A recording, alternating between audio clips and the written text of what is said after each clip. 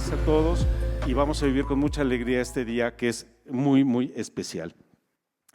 Bueno, para el programa de hoy tenemos, va a ser un programa que hemos decidido no gastarlo tanto en la solemnidad y en el acto académico en sí y esponjarnos en la oportunidad de poder convivir entre todos después de que termine el acto académico.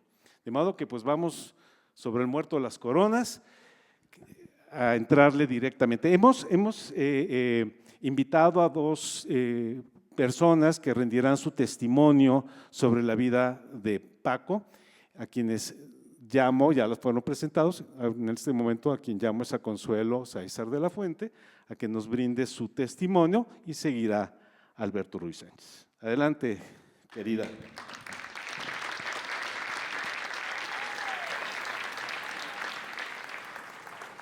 Paco Prieto, demiurgo de la comunicación. Los que estamos aquí esta mañana somos aquellos que acudimos a las aulas de la Ibero, convocados por el texto que se encuentra en cada uno de los asientos de este auditorio, que por una afortunada coincidencia lleva el nombre de quien realizó ese escrito que leímos todos al ingresar a la universidad. Aquel que el padre Sánchez Villaseñor formuló en 1960, una nueva carrera inicialmente llamada Ciencias y Técnicas de la Información, la mítica CTI. El texto es de una agudeza y de un filo intelectual que no tiene desperdicio y conserva la vigencia de los propósitos iniciales del fundador. Cito brevemente las primeras líneas.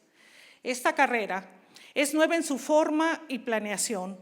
Busca ante todo formar un auténtico intelectual, un hombre apto para pensar por sí mismo, para comprender a los demás hombres en la circunstancia histórica en que vive, abierto plenamente a los problemas que la actual crisis plantea, 1960.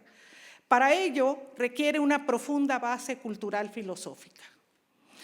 El fundador de nuestra carrera se propuso formar egresados con la pasión enciclopédica de Héctor Aguilar Camín, el rigor y la pasión de las investigaciones de Fátima Fernández Crislip, cuya tesis, por cierto, de licenciatura leímos con devoción en mi generación. Yo puedo citar de memoria la dedicatoria, por ejemplo. La genialidad de Patricia Torres Maya, el compromiso social de Bruno Neumann, las aportaciones a la literatura infantil de Alicia Molina, la compañera de Paco, el talento literario de mi compañero, aquí sentado al lado, Alberto Ruiz Sánchez, el compromiso pedagógico de Luis Javier Mier, el rigor editorial de Margarita de Orellana, el portento de las novelas, los guiones de Guillermo Arriaga, la innovación que en el periodismo cultural haría Adriana Malvido, la obra poética de Luis Cortés Bargalló, el talento diplomático de Marta Bárcenas, la pasión de Patricia Arriaga, el arrojo periodístico de Ciro Gómez Leiva, la polivalencia de Carlos Puig, la revolución aforística de Ana Mariola Benaga, la admirable estética visual de Simón Bros, la poesía de Gerardo Beltrán, las aportaciones cívicas de Alejandra Latapí, el arte de Betsabé Romero, la crítica de Guillermo Santamarina, la erudición de Jorge Cuchí. Podría pasarme todo el día citándolos.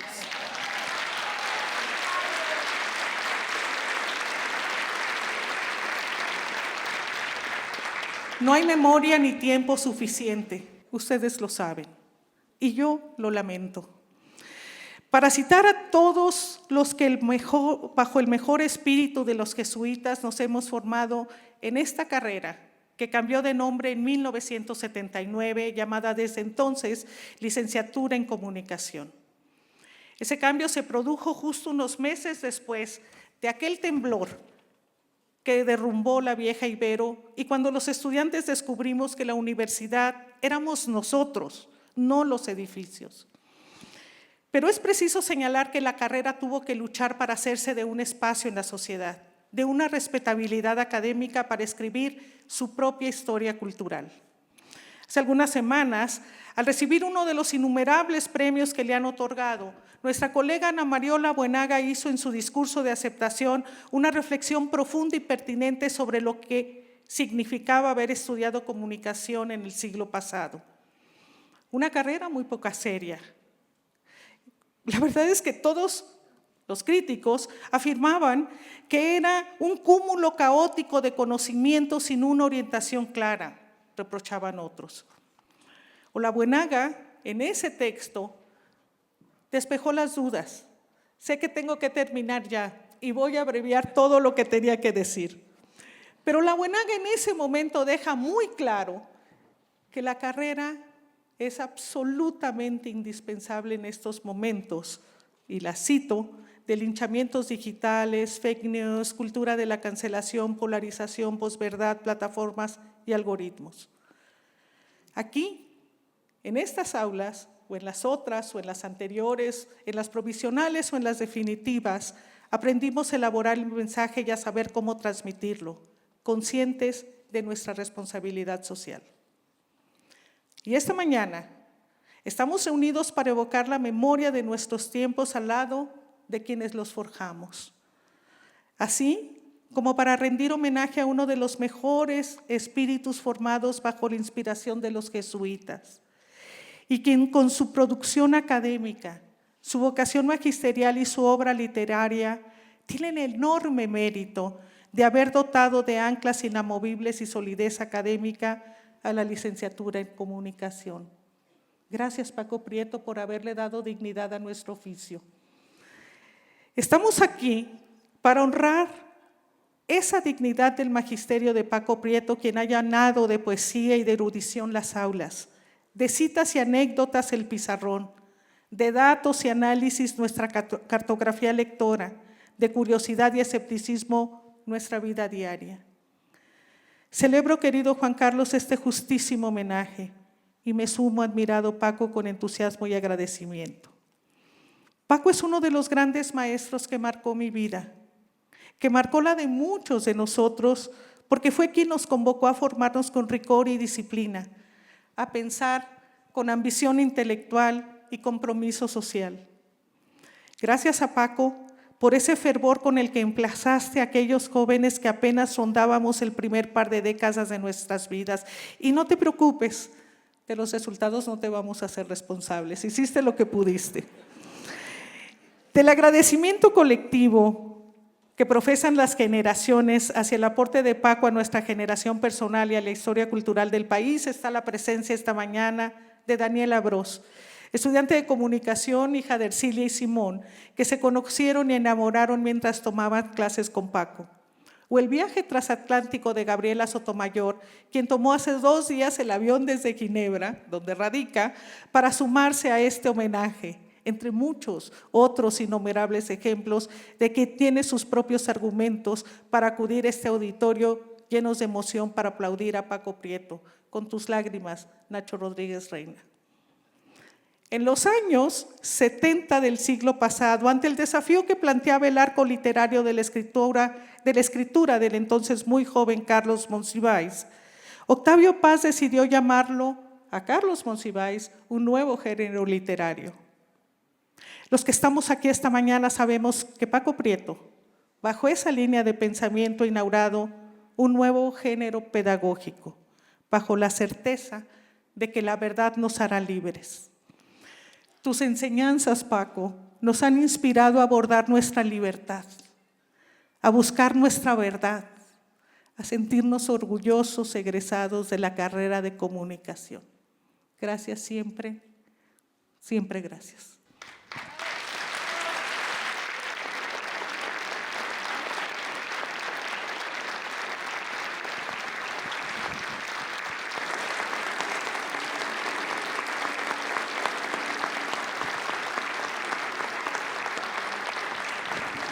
Muchas gracias, Consuelo. Y ahora sí, turnamos la palabra a Alberto Ruiz Sánchez, a través de su testimonio. Yo voy a tratar de decir solamente 3 cosas, 3 temas. Uno es que los profesores a veces no saben qué huella han dejado en los alumnos y, por supuesto, en cada uno de nosotros dejan una huella distinta. Concuerdo con muchos de los que estuvieron conmigo en la carrera que la manera de Paco, o sea, no solamente los contenidos que enseñan, sino la manera en que lo hacen, podríamos llamarlo apasionada inteligencia. Al hacer eso, Paco puso una vara muy alta. A mí me tocó después en la vida, como pedían como testimonio, escoger otros maestros en los posgrados, a veces en el aprendizaje profesional, ¿no? Desde la época en que ya estábamos con Paco, Huberto Batis en literatura, Roland Barthes en la literatura también, Octavio Paz. En ninguno, o sea, a la hora de elegir cada uno de ellos, para mí la vara que puso Paco, que es la de la inteligencia apasionada, no podía ser menor. Tengo que decir una cita impertinente, como suele ser la literatura. La literatura amorosa está llena de ese momento en que los amantes, en el momento en el que están después de hacer el amor, están en el goce, él o ella le dice al otro, o ella, cualquiera, le dice: nunca volveré a amar a nadie por abajo de esto que ha sucedido. Cito la literatura porque, aunque suena impertinente hablar de amantes y de enseñanza, porque la literatura es, y Milan Kundera se pregunta, ¿por qué sigue existiendo la novela, una forma tan antigua? Y la respuesta que encuentra él es porque la literatura es una especie de bisturí que penetra en dimensiones humanas donde ningún otro discurso puede penetrar, ni el discurso político, ni el discurso económico, ni el discurso psicológico. Es una cualidad especial de la literatura. Dicho esto, quiero decirles que Paco, cuando daba clases, para mí era una puesta en escena. Paco era el que lee y nos pone en escena lo que hizo. La segunda idea que quiero comunicarles es que había una comparación, un contraste con otros profesores, incluso con profesores muy admirados por todos nosotros, pero que eran de otra manera. Por ejemplo, menciono a Mansur. Mansur enseñaba contenidos con cierta pasión, pero nunca en el nivel de Paco. Habría que señalar la edad. O sea, Mansur era casi 15 años mayor que Paco. Paco, yo tenía 19 años, como mis compañeros. Paco iba a cumplir 29. O sea, y ya lo veíamos viejo. Imagínense. Yo que ahora tengo más, no la edad que tenían mis padres cuando entré a la carrera, sino la que tenían mis abuelos. Pero había un contraste con la gran mayoría de los profesores, porque los profesores enseñaban contenidos. Había algunos, por ejemplo, de filosofía, no Mansur, pero otros, que no nos hacían leer a los autores, sino lo que ellos querían que deberíamos saber sobre los autores. O sea, ellos mismos se convertían en manuales en lugar de hacernos leer los autores. Y a mí eso me parecía indignante. Mucho más cuando, por ejemplo, en una clase sobre existencialismo, me enteraba que había un jesuita especialista en el mundo en Kierkegaard y que no querían que contaminara a los alumnos y lo mandaron a estudiar a la patria de Kierkegaard y especializarse. Y la clase aquí nos las daba un beato que no nos dejaba leer los textos porque teníamos que saber lo que él opinaba. Es decir, la educación con mucha frecuencia prepara a los estudiantes para leer panfletos, para leer dogmas. Teníamos, por ejemplo, maestros muy comprometidos de izquierda. Había uno, Froilán López, que queríamos mucho. Nos prometía que nos iban a colgar a todos nosotros de los árboles, dice, en cuanto llegara la revolución. Bueno.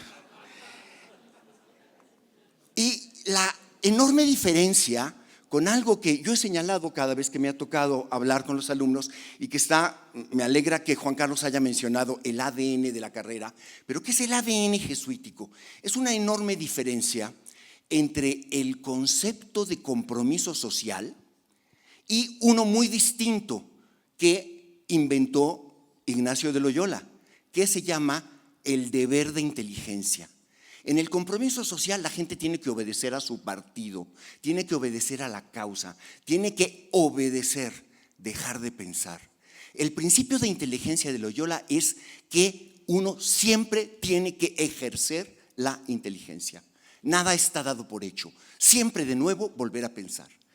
Y la manera en que Paco acompañaba nuestras lecturas, porque era un acompañante, era siempre invitándonos no a adoptar el punto de vista de lo que él nos invitaba a leer, sino nuestro propio punto de vista, hacernos pensar. Esa es una enorme diferencia, el deber de inteligencia. Dicho esto, nada más para concluir, quiero decirles, no, déjamela si quieres, porque luego se me olvida. La tercera idea es esta otra. Dicho esto y la manera de enseñar de Paco, ¿dónde está su enseñanza? Lo principal de Paco no está, y lo más alto de Paco, aunque son muy buenos libros, tanto sus libros de comunicación, los dos, como su libro de antropología social, no está en esos documentos, no está en esos ensayos. Lo más alto de Paco como maestro está en sus novelas. Yo no les voy a pedir que levanten la mano los que ya leyeron todos sus libros, porque las dificultades de la vida editorial para cualquier autor, y es lo normal en cualquier autor, es que no lo hayan hecho. Yo los invito a que lean la obra de Paco Prieto, búsquenla, hay varios libros a mano. Si solamente quieren leer uno, lean El ruedo de los incautos. Es un libro que la gente que lo comenta fuera de México lo relaciona con El rebelde y con la literatura existencialista, no del compromiso como Sartre, sino de pensar cada nueva situación como lo hacía Camus. Hace muy poco tiempo, comentando esto, yo decía, la maestría narrativa de Paco está dedicada a tejer paradojas. Gracias a Paco Prieto y a sus libros, de manera íntima y constante, tenemos ahora un amplio vocabulario vital para leer en todo poder su fragilidad, en toda libertad una forma de sujeción, en la vejez una nueva juventud y en la fealdad una belleza. El mundo está lleno de paradojas y vivir es someterse a una iniciación que con frecuencia es dolorosa, pero también nos puede otorgar el goce de la lucidez. Cuando escribí sobre su novela El ruedo de los incautos, me pareció una obra destinada a ser un clásico de nuestras letras. Novela de la condición humana que, en mi opinión, y a la de varios de sus comentaristas, sigue sin ser destronada como la mayor de ese tipo en castellano. Una inagotable obra de referencia, estudiada y vuelta a estudiar, relacionada reiteradamente con Pavese, Bernanos, Michel Leiris. El deseo, la experiencia del trasterrado están implícitos en estos libros de Paco de la condición humana. En síntesis, me salto a hablar de otros libros, pero por favor búsquenlos, escúchenlos, léanlos. En síntesis, todo lo que Francisco ha enriquecido el mapa literario de nuestra lengua con sus descubrimientos narrativos nos ha ayudado a descifrar el mundo y para ello nos ha dado un lenguaje de situaciones significativas que es una nueva manera de leer y de leer la vida. Aquello que Paco hacía, que era iniciarnos, no decirnos lo que debíamos pensar, sino iniciarnos como un maestro que enseña a una artesanía y a una dimensión espiritual, se llama presencia.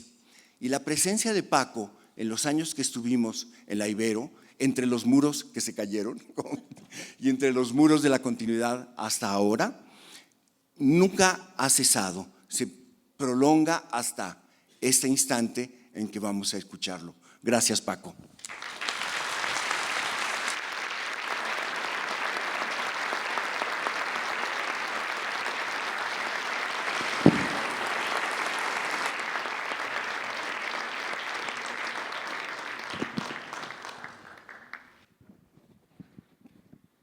Bueno, pues vamos a ver una semblanza de la vida de Paco en la que nos vamos a reconocer muchos de nosotros.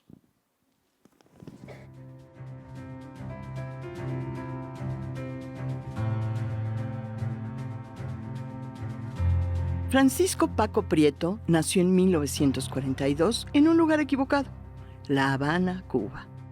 Equivocado porque la cultura caribeña tiene muy poco que ver con su manera de ser y de estar en el mundo. Tal vez por eso, y por la difícil relación que tuvo con su padre, Paco fue un niño solitario. Su amor por el cine, sobre todo por el cine europeo, se originó con su abuelo paterno, don Paco, un manchego emigrado a Cuba que todos los lunes lo llevaba a ver películas europeas, mexicanas o argentinas, pero nunca norteamericanas. También, de boca de su abuelo, Paco escuchó las obras de Calderón de la Barca, así como El Quijote, lectura que dejó inconclusa al morir en 1954.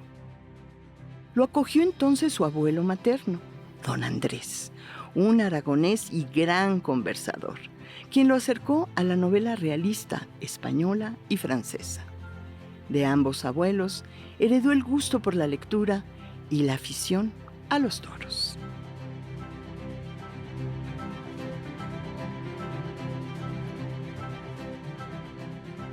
A los 12 años, Paco emprendió 2 proyectos que tendrían gran influencia en su vida: psicoanalizarse y estudiar francés. La película Cuéntame tu vida de Alfred Hitchcock me descubrió el psicoanálisis, recuerda. 8 o 9 meses después aprendí a ser amigos, a disfrutar del boliche y del béisbol, deporte que practiqué como catcher y del que sigo siendo un gran aficionado. Por aquellos años, Paco tenía claras 2 cosas en su vida: quería ser escritor y salir al mundo. Paco partió a Europa para estudiar profesorado de francés en la Sorbona, programa que duraba 3 años y que compaginó trabajando como conserje en un edificio en París. Terminados sus estudios, marchó a Madrid, ya que una familia amiga le había conseguido una beca para estudiar economía. Por aquel entonces sus padres vivían en México y le pidieron que regresara a casa. Había algo no vivido, dice Paco, por lo que decidí hacerles caso y viajar a un país que no conocía, pero del que tenía referencias de mis abuelos, del cine y de los toros. México, cuenta Paco, era un país que no entendía, un mundo complejo que me despertaba gran curiosidad y al que me costó trabajo adaptarme. Pese a todo, elegí quedarme en México cuando mis padres decidieron mudarse a Nueva York. En 1962, Paco se inscribió en la licenciatura de Ciencias y Técnicas de la Información que había abierto la Ibero en 1960. Como muchos otros estudiantes, en CTI encontró ese espacio vital en el que parecían caber todos los que no encontraban su lugar en otras carreras. En la Ibero, y con ayuda de sus compañeros y profesores, fue descubriendo México. Hizo grandes amigos y conoció a su esposa, Alicia Molina, quien ha tenido una destacada trayectoria como escritora de literatura infantil y juvenil. En la Ibero también se hizo maestro.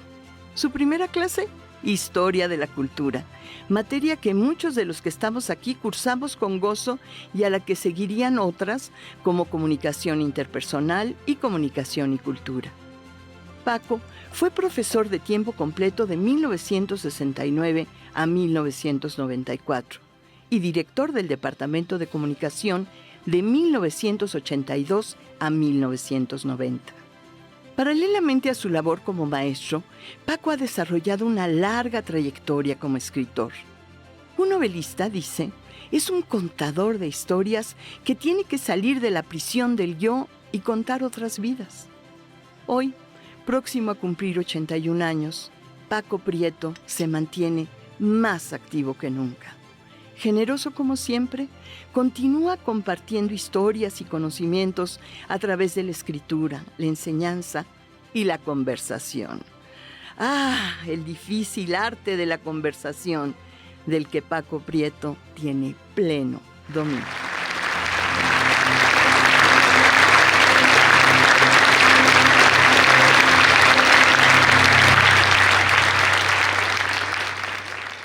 Bueno, pues ahora lo que muchos hemos anhelado y extrañado todos estos años, que es volver a una clase de Paco, que es volver a escucharlo, a quedar encantados.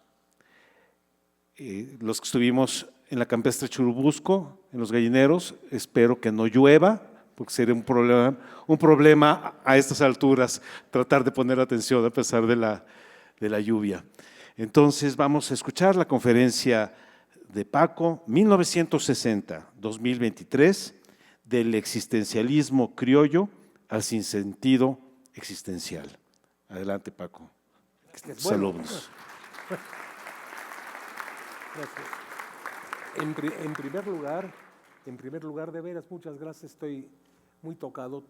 Todos los seres humanos tenemos un grado, mayor o menor medida, de inseguridad. Un ensayo como el que escribió Alberto sobre mi ruedo de los incautos, me dio seguridad y algo muy importante, una gran alegría.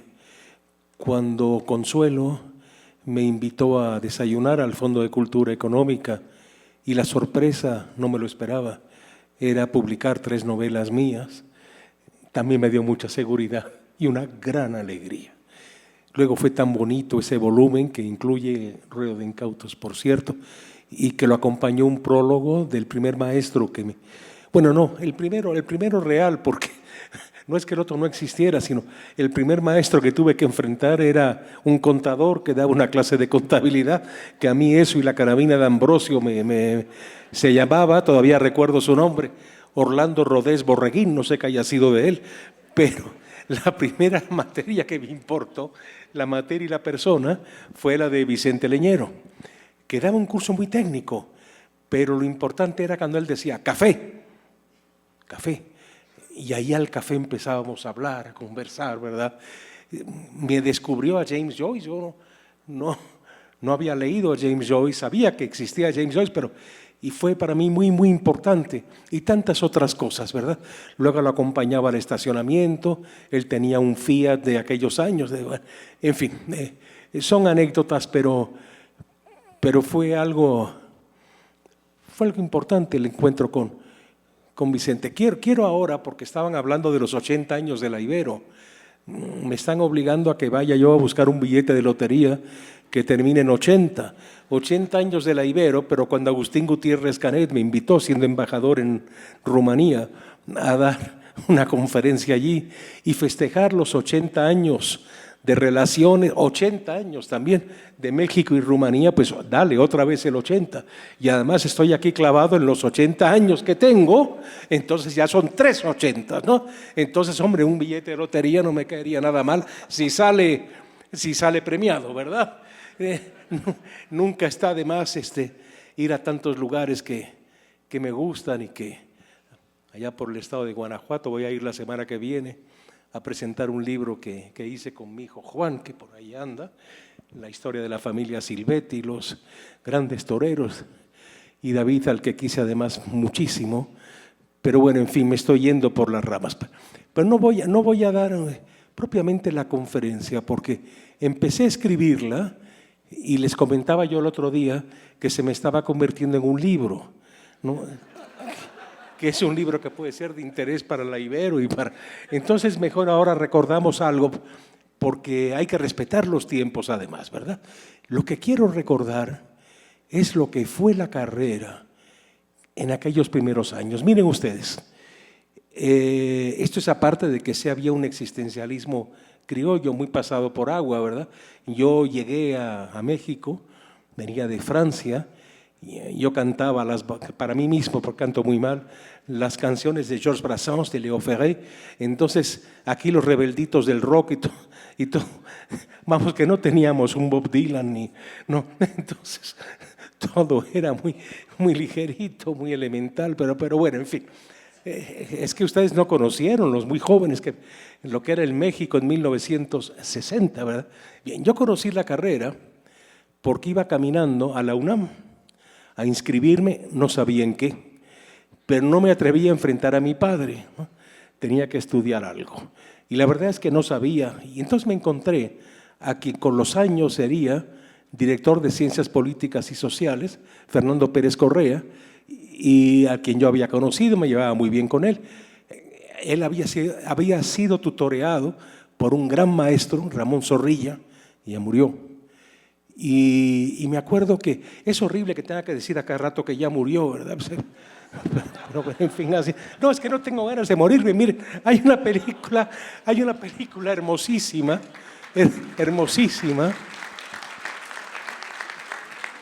a pesar que creo que la produjo Azcárraga. Pero bueno, la película la dirigió un director francés, François Reichenbach, y se llamaba Arthur Rubinstein o L'amour de la vie, o El amor de la vida. ¿Cómo gocé esa película? Me salí del cine con ganas de hacer lo que se pudiera, ¿no? Pero cuando uno ve a aquel hombre ya grande que dice, miren, cuando yo tenía 18 años o 15, tocaba esta sonata así. Pasaron los años, claro, la vida nos muerde, ¿no? Y la volví a tocar así. Y en este momento, la toco así. Y eso de vivirse en cada una de las etapas, quiere decir que ahí estás afirmando el camino, ¿verdad? Que hayas pasado lo que hayas pasado, pero mantener esta afirmación no de grandes cosas tampoco, que se pueden dar o no se pueden dar, el tomar un buen vaso de vino, ¿verdad? Un buen jamón que nunca cae mal, ¿verdad? Un buen jamón serrano y si es posible de bellota, hombre, eso cae muy bien, ¿no?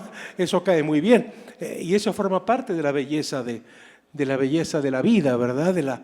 Y luego, claro, escribir para poner un poco de orden, una codificación, un sacar, ¿qué te diré yo? Todo lo que está dentro de uno y poderlo contemplar de alguna forma y entonces disfrutar el silencio. Eso también es muy importante. Pero miren, el caso es que Pérez Correa me dijo, ¿y qué vas a estudiar? Dije, no sé, pero ¿cómo es posible? Me vio como un loco, ¿verdad? Y entonces le dije, es que no sé, mira, no puedo ser arquitecto, que es algo en teoría muy bonito, porque no se me da el dibujo. Yo fui un niño disléxico, entonces esto nomás no puedo. Ingeniero no, porque lo único que me gusta de las matemáticas es el álgebra. Lo único que me entretenía en la secundaria. Pero no me imagino de ingeniero. Contador, horror, eso es mi padre, ¿no? Eso no puedo, ¿no? Mi padre siempre recuerda el día que me incitaba a estudiar contaduría y yo le dije, papá, esas son cosas de abarrotero, ¿no? Sí, la relación siempre fue muy pesada, fue muy dura. Luego la transfiguré en una novela que yo quiero mucho que se llama Campo de Batalla. Pero en fin, que Campo de Batalla, porque eso fue mi vida en casa. Por eso me psicoanalicé a los 16 años. Y me pasó lo que a Graham Greene. Cuando te psicoanalizas en un psicoanálisis freudiano ortodoxo, todo lo ves muy claro. Tienes respuesta para todo. Te vuelves un pedante terrible. Y ya una cosa muy triste, ya no te puedes proyectar. Es gravísimo. Estás como un psicoanalista en una fiesta, ¿no? Analizando a todo el mundo a la distancia, en fin. Bueno. Pero, en fin, el caso es que fui pasando por todas las carreras. Dije, mira, filosofía puede ser interesante para ordenar el pensamiento y todo esto, ¿no? Pero no sé, no me acabo de concebir dando clases de Aristóteles ni de Kant. Letras, no quiero. Yo leo desde muy pequeño. Tengo mis autores y no quiero que nadie me venga a decir que tengo que leer, ni que me esterilicen a mis autores amados tampoco, defecto que pueden tener algunos profesores de literatura. El caso es que no sé. Y periodismo, pues yo leo el periódico y supongo que para ser periodista hace falta tener algo que decir y saber observar, ¿no? Eso no digo, eso es una cosa que no te la va a dar necesariamente la universidad, ¿no? Es decir, saber escribir, sé escribir. Aprender la técnica periodística, me meto en una redacción y aprendo de los que ahí trabajan, ¿no? Entonces, me parece muy ocioso, ¿no? Ponerme a estudiar periodismo. Y entonces Pérez Correa me dijo, mira, vete otra vez a Miguel Ángel de Quevedo, vete a la calle de Zaragoza, donde los jesuitas han inventado una carrera para locos como tú, ¿no? Locos. Pero bueno, piensen ustedes en las primeras generaciones, ¿no? Yo pienso que había muchos que eran locos como yo, ¿no? Eduardo Maldonado, que fue un gran documentalista, yo creo que tampoco se ubicaba en ninguna carrera, ¿no? Y si continúo en las primeras generaciones, estaba Pérez Gay, que yo creo que tampoco se ubicaba en ninguna de las carreras específicas, y estaba Alberto Ulloa, que escribió una novela que a mí me gusta mucho, que presentamos en la Gandhi, Héctor Aguilar, Alejandro Dorica y yo, si mi memoria no falla, que me gusta mucho y que debería quizá hablarse un poquito más de ella, pero en fin. pero una gran experiencia como hombre que se la jugó y que estuvo varios años en la cárcel, donde algunos lo íbamos a visitar.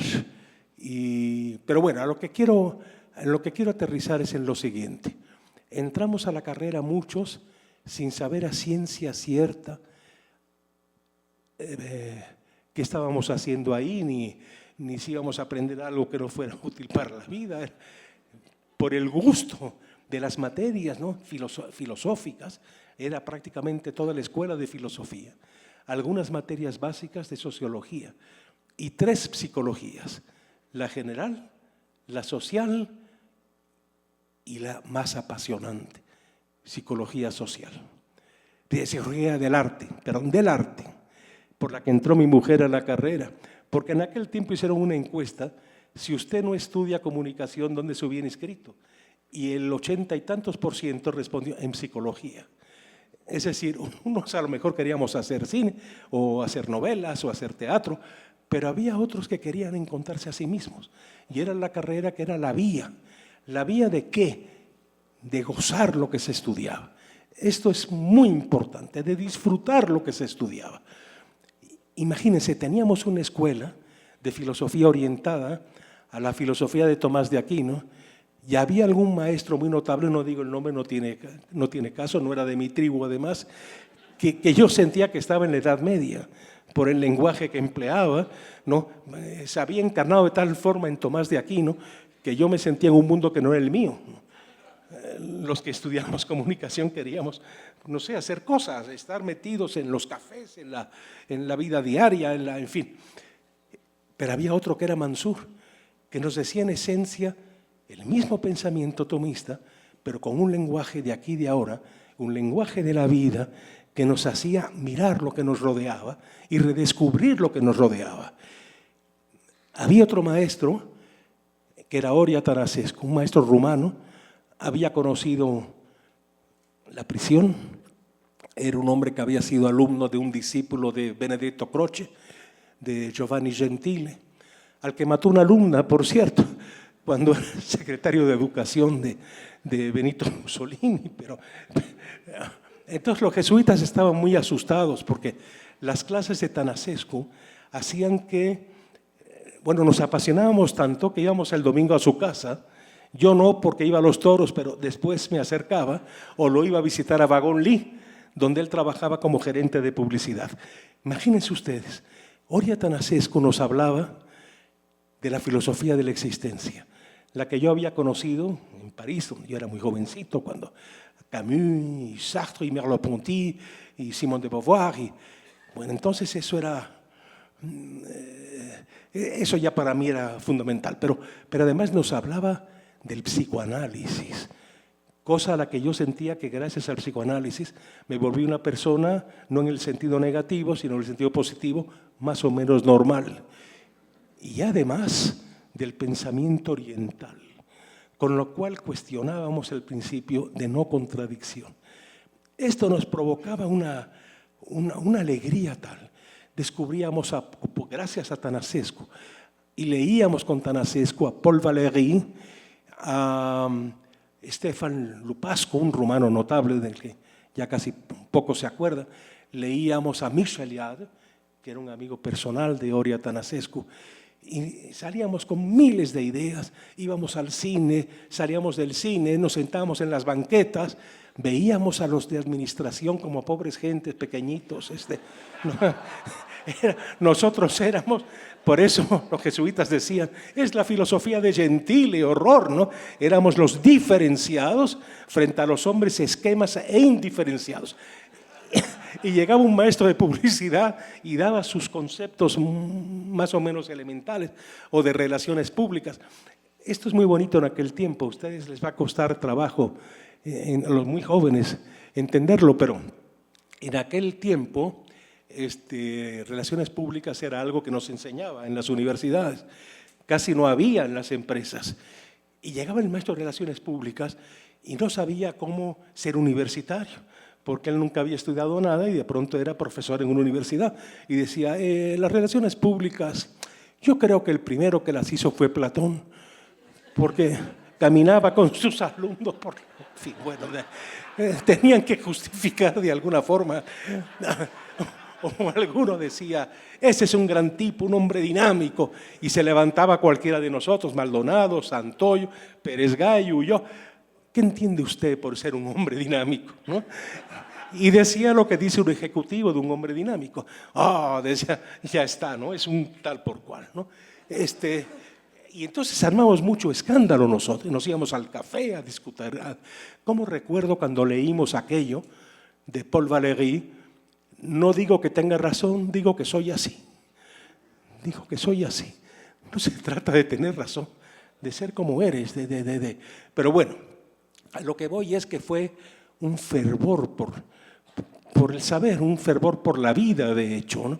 Un fervor por descubrir directores de cine, por descubrir libros, por descubrir... Y había gente en aquel tiempo que formaban parte, hoy en día tienen otro nombre, en aquel tiempo eran los muros, unas personas un tanto elementales que consideraban que los checoslovacos y los polacos y los húngaros se iban a condenar en el infierno porque no les habían hablado del cristianismo, ¿no? Bueno, pues esto es un bárbaro el que dice una tontería de esta. Además, eran antimasónicos, antijudíos, y todo el mundo era desconfiable en principio si no era así ortodoxo, hasta no se puede. Había esos tipos. Y había otras personas que estaban en la carrera por eso, porque se buscaban a sí mismas, pero les daba miedo el pensamiento de Tănăsescu, a lo que nos llevaba Tănăsescu. Había que acercarse, pues, a los profesores más tradicionales. Pero lo que había era de veras, era pasión. Había muchos bárbaros, había desde siempre muchas mujeres en la escuela de comunicación. Y cuando pasaban por las aulas donde estaban los ingenieros, estos se volvían locos cuando veían a una muchacha pasar, eran unos salvajes. Eso yo no lo había vivido en Francia. Me decía, pero esto qué elemental, esto es muy elemental. Recuerdo que en ese tiempo estrenaron una película de una de mis mujeres de ficción más amadas, que es Thérèse d'Esquerou, una novela de François Mauriac, a quien conocí personalmente y lo admiraba muchísimo, porque yo era como él, educado en el cristianismo tradicional, muy ortodoxo, etc. Pero en el fondo con pasiones, con una imaginación que se me salía así, ¿verdad? Y un rebelde, pero que al mismo tiempo esa poesía y esa verdad última que uno lee en Isaías y que uno lee en Mateo y que uno lee, en fin. Mauriac le adaptaron al cine Thérèse d'Esquerou, se la adopta Georges Franju, que era un miembro del Partido Comunista francés, pero vean ustedes qué cosa tan hermosa. El católico y gaullista Mauriac hace el guión con su hijo Claude, qué bonito, con su hijo Claude, uno de sus dos hijos hombres, y lo pone en manos de un director y lograron un encuentro como si toda la visión cristiana, pascaliana de Mauriac, de la sensualidad de ese personaje, que puede decir Mauriac de la Teresa lo que Flaubert decía de la Bovary, Madame Bovary c'est moi, ¿no? Thérèse d'Esquerou, c'est moi aussi, ¿no? Soy yo también. Y entonces yo recuerdo que fui a ver la película en el cine Paseo de la Reforma, y regreso a mis clases en la noche, porque era la clase de Tănăsescu. Esa no se podía, qué bonito, no se podía faltar a ella. Y entonces les conté a todos, a Ulloa, a Linares, a Santoyo, a Maldonado, en fin, hay que ver esa película. Y todos nos emocionamos con la película. Y como tomaban unos de administración las clases con nosotros, es una maravilla, de veras eso. Bueno, y ya voy a acabar porque ya el tiempo, la fueron a ver y les pareció que, les voy a poner una escena de la película. Ella está hablando un poco de su soledad, y el marido se voltea hacia la chimenea, ¿no? Cruza las piernas y empieza a roncar, ¿no? Bueno. Entonces los de administración nos dijeron, esa loca, ¿no? Porque ella mata en la preconciencia a su marido y en fin, ¿no? Bueno, no voy a contarla ahorita ni recontar la novela, pero el caso es que les parecía que era la historia de una loca y de un hombre normal que vivía al lado de una perturbada, o sea, que no era para nada la lectura, desde luego, que yo había hecho. Y había un jesuita que había estado en un campo de concentración, el padre Meyer. Y cuando el padre González Uribe, al que le debo una gran bibliografía, pero eso es otra historia, recuerdo que prohibieron entrar a la clase de Oria y solo podían entrar los que estaban inscritos. Más de la mitad no estaban inscritos. Y había un letrero de que no se podía entrar. Y llega el padre Meyer, abre la puerta y dijo: este señor es mi amigo, adelante todos, ¿no? Es bonito eso, ¿no? Digo, es hermoso eso, y habla de esta cosa de los jesuitas. No se olvide que lo fundó Ignacio de Loyola, que era vasco. No se olviden que los vascos vivían en caseríos durante mucho tiempo, que no tuvieron grandes ciudades, sino es a partir del 19. Bueno, Vitoria, pero Vitoria estaba, bueno, no voy a hacer historia del País Vasco ahora, ¿verdad? No tiene objeto, pero Bilbao florece hasta el 19. Les gustaba el caserío. Siempre se enorgullecen que los moros no se metieron, pero no se metieron porque era un terruño muy duro, muy difícil, y no por otra cosa. Si no, se hubieran peleado ahí los vascos con quien hubiera venido. Los vascos que se dieron cuenta, algo que Europa descubrió en el siglo XIX, si crece mucho la familia, el campo se vuelve improductivo. ¿Y qué hicieron? Mandar a los hijos hombres para América, ahí está América, abran al viajar por América del Sur con una guía y verán la enorme cantidad de apellidos vascos. Abásolo o Abasolo, Aristegui o Aristegui, mi segundo apellido, aunque son vascos aragoneses, de emigrados a Aragón, pero bueno, Echazo, Itchazo, Azcárraga, Llagunos, muchísimos, porque los echaba la familia. Las muchachas las casaban y los hombres a América Latina o a Francia, ¿no? Para mantener el decoro, ¿no? Para vivir más o menos bien, etcétera, etcétera, ¿no? Algo muy, muy fuerte. Pero bueno, el caso es que aquella búsqueda, aquella crítica, aquel buscar el sacudimiento de un México que era muy elemental en aquel tiempo. ¿Cómo recuerdo la enorme cantidad, que todavía hay, pero menos, pero que eran muchas, de mujeres indígenas que no hablaban español, pidiendo limosnas con sus hijitos, en fin, daba cosa, le partía a uno el alma ver esto, la enorme cantidad. Todavía, si uno iba a Xochimilco, en el trolebús, hablaban casi todos náhuatl, ¿verdad? Era un México que tenía una inocencia también, una ingenuidad, unos contrastes tremendos y también una bondad. Y esta cosa que viene de los sentimientos muy hondos del Extremo Oriente, pocas palabras, mucha escucha, mucha atención, mucho sentido de lo solidario, de la compasión, sobre todo, ¿no? Eso le tocaba a uno mucho. A mí me costaba al principio mucho trabajo, porque yo tomaba un autobús y le decía, me deja en... Y me miraba muy feo. Al poco tiempo me fui dando cuenta que, disculpe señor, ¿dónde me puede dejar? Y luego tenía un amigo, un gran amigo poblano que fue de mi generación, Francisco Rodríguez Ezeta, que me decía, Paquito, sé educado, por favor. Primero salud, porque yo llegaba a una reunión y decía, hombre, me ha pasado esto. Primero saluda, ¿no? Primero pregunta. Y luego me hago novio de ella, que me acaba de civilizar, ¿verdad? Y empiezo yo a transformarme, ¿no? Pero lo que voy es el amor a la sabiduría. Uno está en una universidad, esto que bien lo dice Gabriel Said, para irse al café, para hablar de lo que has leído, para compartirlo, para sentir que es una cita con la existencia, con la existencia que cambia, con la existencia que se transforma, ¿verdad? Y había un mundo por el que había que luchar por muchas cosas. Era muy claro lo que muchos de nosotros, los más sensibles, yo diría, no queríamos, contra lo que había que luchar. Saber contra qué hay que luchar es muy importante. Y esto llenaba de sentido las lecturas, las conversaciones, las confrontaciones, etcétera, etcétera. Yo siento que después, y voy a abreviar porque ya me he pasado brevemente, recuerden, año 68. Año 68, la gente va a la calle. De pronto lo que se leía, lo que estaba de moda, lo que se veía en el teatro, obras de raíz existencial, se transforma a cosa marxista, muy centrado en una mitificación de la Revolución Cubana, algo que me parecía muy carente de matices.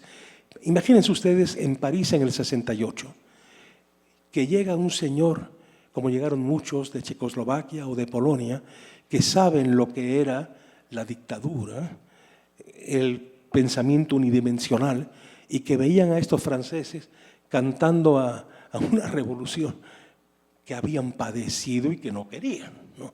Qué frustración, qué cosa tan violenta era para ellos.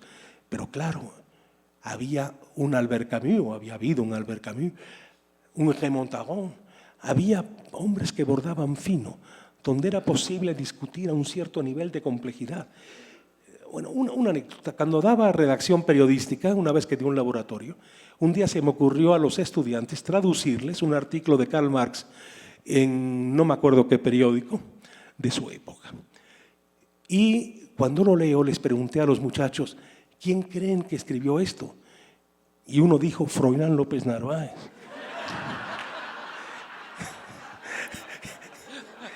Es decir, dije, qué adelantado estaba Marx a su tiempo y qué atrasado está el amigo Froilán, que por otro lado lo quise bien, yo lo traje a dar clases aquí a la Ibero, ¿verdad?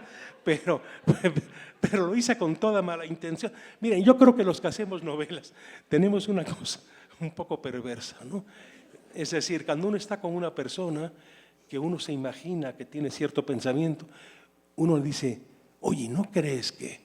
Y el otro se ilumina, dice, ya estuvo, ya cayó. En efecto, eso es lo que él había, lo que había dentro de él, que no lo mostraba hacia afuera.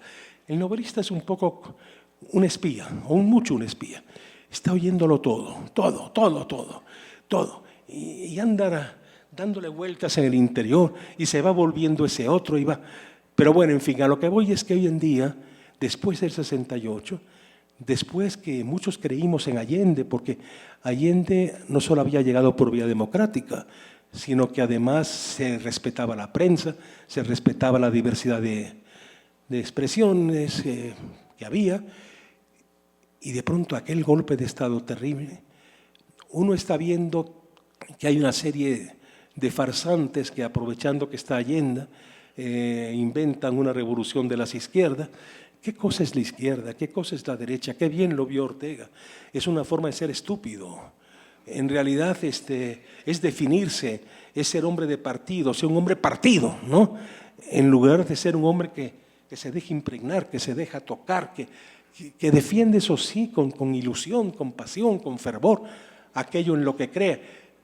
No puede evitar en este momento recordar, ya se acabó el tiempo.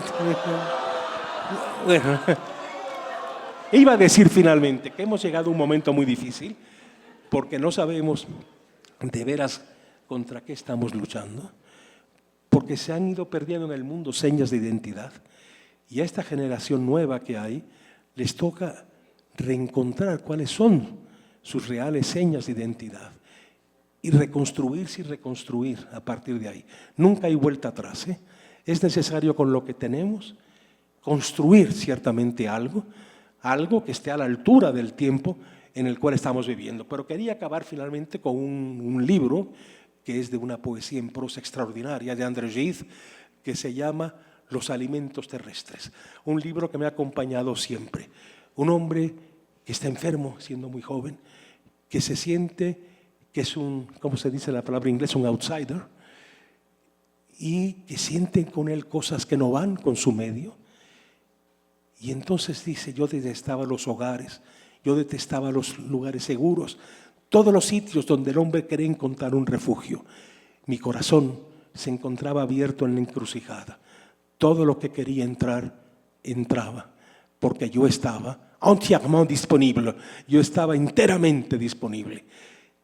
Dicen que Jacques Maritain fue a ver a Gide: no publique usted ese libro, va a dañar mucho a la juventud. Maritain, que no era ningún ingenuo y que escribió el más bello tratado sobre el arte que yo he leído jamás, pero se asustó porque en el fondo a veces un hombre de fe se olvida de que hay muchos caminos para llegar a Dios, ¿no? Y Maritain casi le viene a decir a Gide que no publique aquella obra, cuando aquella obra, para los que éramos jóvenes, fue de una gran alegría encontrarse uno en la encrucijada enteramente disponible. Me excedí en el tiempo. Gracias.